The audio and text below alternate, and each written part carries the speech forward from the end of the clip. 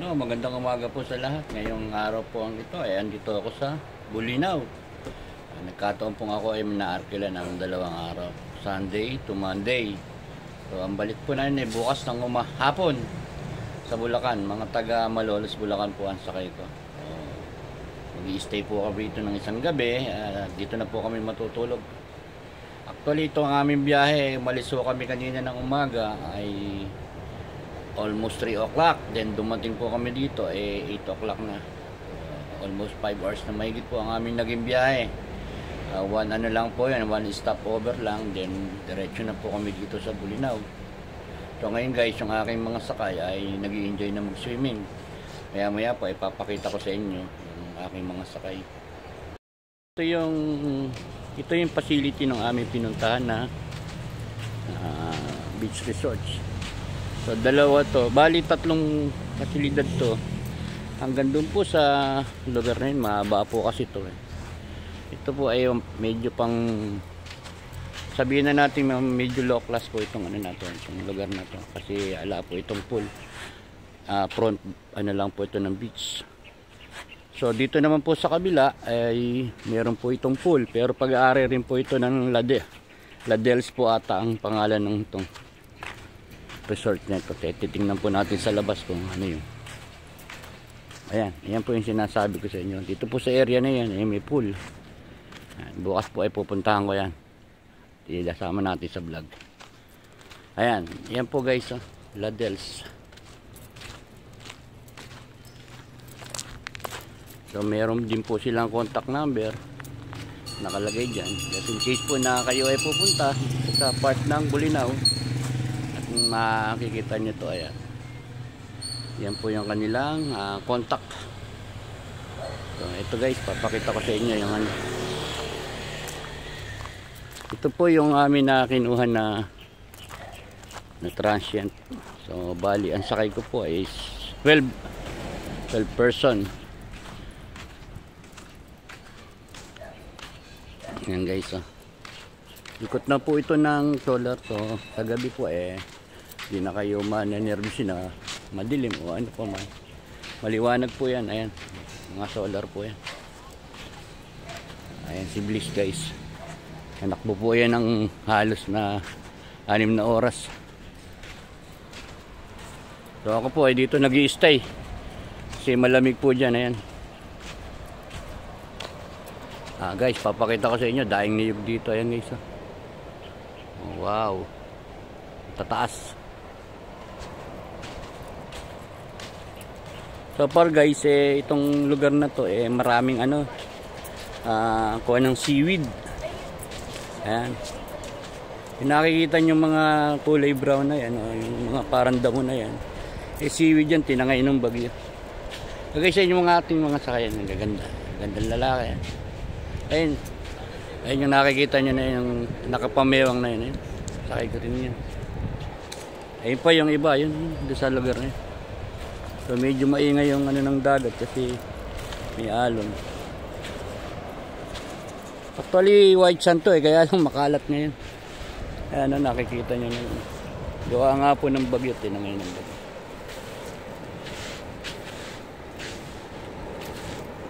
Ito po yung tubig ng Bulinaw, dagat Bulinaw.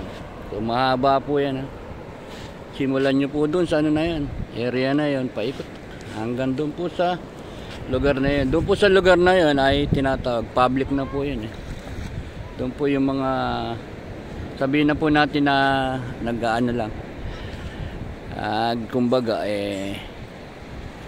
wala po silang ganong pambayad dito sa mga transient na yun. Doon lang po sila naliligo sa lugar na yun. So ay akin po mga sakay, mga bata, ito ayan, kasama po yan. Yan po isa sa nanay ng mga sakay ko. Ayun, mga bata po na yun, nakikita nyo na yun, ayun. Sila po yan.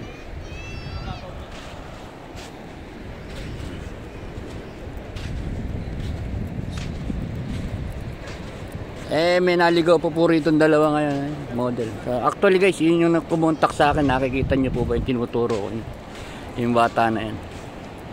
Yan pong dalawang magjowa na inyo po ang kumontak sa akin para po makarating dito. Yan.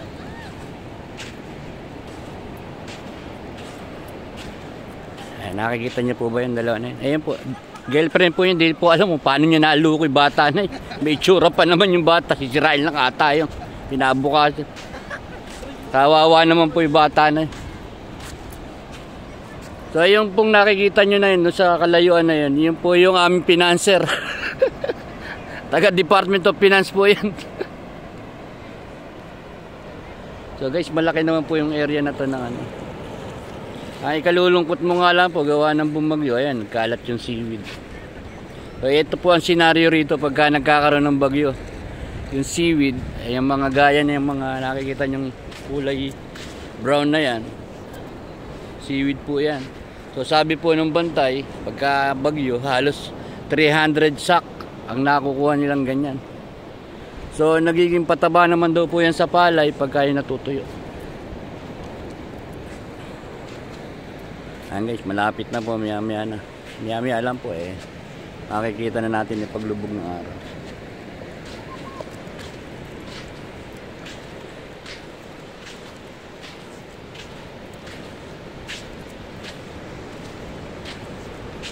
Yung bata po na yun ang ating contact para kaya na tayo nakarating.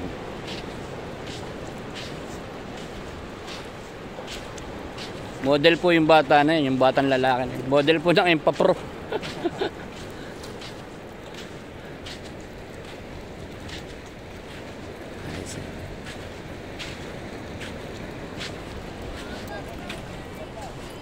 White siya naman po, kaya lang nagkataon na bumagyo. Kaya itong mga white corals na yan nagkalat dito sa ibabaw. Actually sabi nga po nung bali ano rito, yung nagbabantay, umaabot pa rin yan dyan sa may bakod na yan, yung mga seaweed na to. So kaya po kaya kayong ganyan makalat, hindi po ba nagkaroon ng bagyo kamakailan? Yan po ang naging bunga.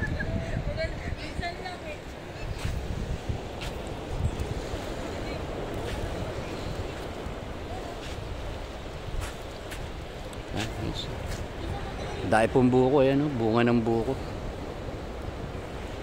Nalalaglag nga lang po pagka libre po kuha dito kayo nakukuha kung gusto nyo, makyat kayo kahit ilan, hindi ko kayo babawalan ng may-ari.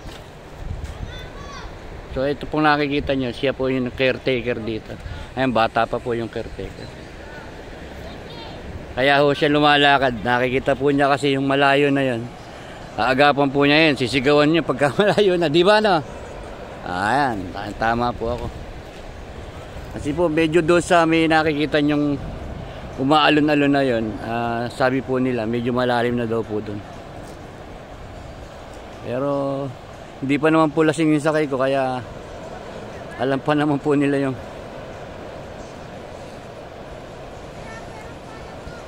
ayun, mga bata pa po yung sakay ko. Ayan, pipicture po yung mag-anak. Ayan, mag-anak po yan.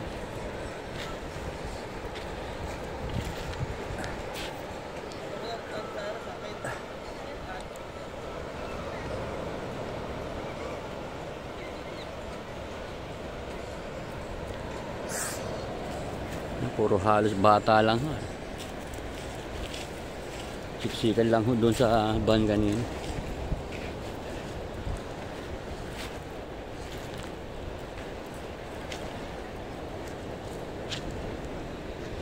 Guys, maya-maya naman po natin i-update yung paglubog ng araw. Abangan po natin yung tinatawag na sunset mamaya.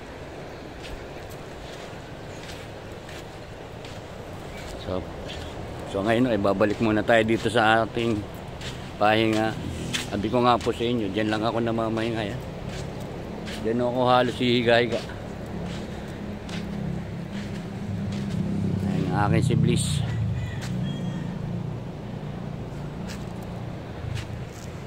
So dito po mayroon curfew na. After po ng pagdating po ng 6 pinaahon na po yung mga tao na yan. For the check up na rin po ng kaligtasan nila, ng safety kumbaga. So guys, maya-maya po abangan natin yung sunset.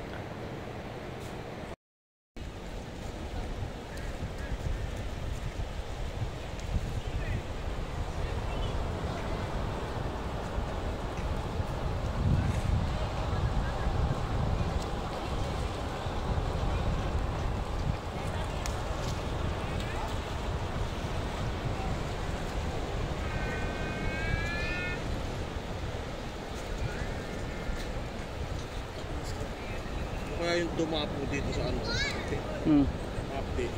Makaditi ya. Kaya nga, medyo nga nakalak doon. Alcohol.